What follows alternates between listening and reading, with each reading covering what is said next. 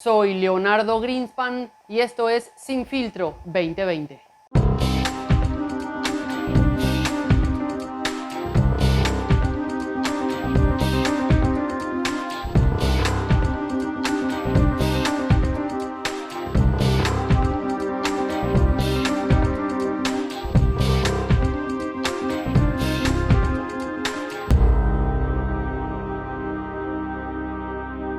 Año tras año, los panameños no terminan de comprender cómo el precio del combustible en el mundo se cae al piso, mientras que en el mercado local esto no se refleja. Lo que sí es cierto es que Panamá, desde la década de los 90, no procesa crudo, y en ocasiones esto se ha convertido en la excusa perfecta para justificar que cuando el precio en el mercado internacional varía, en Panamá no se vea reflejado. Al país llega el producto procesado o sus derivados directamente desde el Golfo de México, o mejor llamado el WTI o petróleo de Texas. El precio del combustible en Panamá tiene componentes fijos y variables. A inicios de la pandemia y de las cuarentenas hubo ciertas diferencias entre los países productores de petróleo, lo que llevó a que se produzca más de lo que se necesitaba. Esto llevó a que mercados como el norteamericano, que es de donde proviene el petróleo de Texas,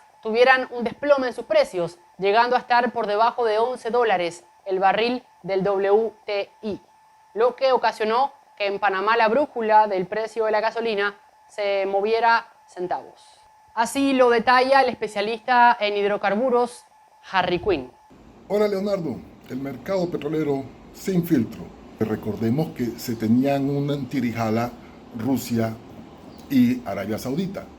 Ok, el crudo se ha llegado a estabilizar hasta este momento en $40. Esto tiene incidencia sobre Panamá. Panamá es un país netamente importador de productos derivados de petróleo. Lo que los precios internacionales que se proyectan en el mercado tienen una incidencia directa sobre nuestra fórmula de paridad. Porque recordemos que anteriormente se cayó el crudo porque había una sobreoferta y una poca demanda. Y eso tuvo impacto en Panamá. Para darte una idea, el consumo de Panamá de diésel, por ejemplo, es de 31 millones de galones mensuales. Esto se cayó, este consumo, a 13 millones.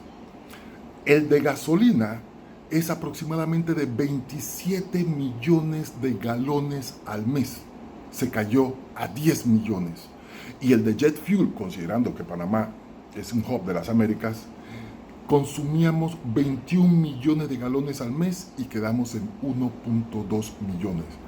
Por lo que la interrogante aquí planteada es, ¿compra Panamá los hidrocarburos a un precio justo comparado con el mercado? Según lo explica la Secretaría de Energía de Panamá, el precio del combustible en el país depende mucho del mercado internacional. Por un lado, del precio FOB o FOB, un acuerdo de compraventa que obliga al vendedor a correr con los gastos hasta llegar al comprador. En inglés, free on board o libre a bordo. Y es que según la Dirección de Hidrocarburos, lo que más le conviene a Panamá es el FOB del Golfo de México, aunque para muchos expertos el país debería irse por el FOB del Caribe. Habíamos dicho que el precio del combustible en Panamá tenía componentes fijos y variables. En el país los costos variables se detallan: un 60.3% del FOB, 1.12% que es el flete que se paga desde el punto de origen hasta el país, un porcentaje de seguro, un porcentaje por pérdidas, un porcentaje de una carta de crédito, un porcentaje correspondiente a los ajustes de calidad y 1.43% de operación de terminal.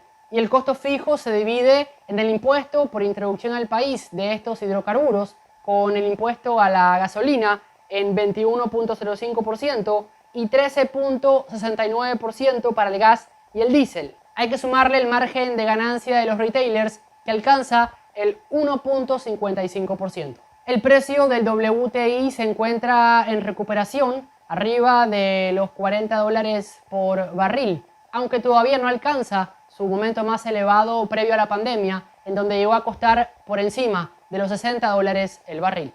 En un país de 4 millones de habitantes, en donde el parque vehicular supera el 1,5 millones, el ciudadano no ve que las crisis de las petroleras se representen en un alivio en el costo del combustible. Por lo que la interrogante aquí planteada es: ¿compra Panamá los hidrocarburos a un precio justo comparado con el mercado? Los dejamos para que escriban sus comentarios. Soy Leonardo Greenspan y esto es Sin Filtro 2020.